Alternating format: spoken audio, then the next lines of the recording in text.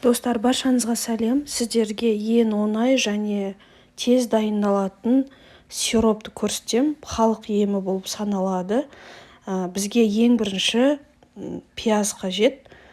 Пиязды жақсылап осылай тураймыз да. Турап алғаннан кейін қант қосамыз. Бұның ең тиімдісі антибиотиксіз балаңызды емдесеңіз болады. Бірақ 1 жасқа дейін балаларға қолдануға мүлдем болмайды. Қант жақсылап сіңгеннен кейін пияздың сөлі шығады 2 сағат ішінде. Оны тоңазытқышқа қойып қою керек. Бұндай сиропты 2 күннен артық тоңазытқышта ұстауға мүлдем болмайды. Бұл жай кеңес болып саналады, сондықтан қолданар алдында өзіңіздің емдейтін дәрігеріңізбен ақылдасуды ұмытпаңыз. Осылай жақсылап араластырып аламыз, видеода көріп тұрғандарыңыздай. Бұл әдіс үлкендер мен 1 жастан асқан балаларға жақсы келеді.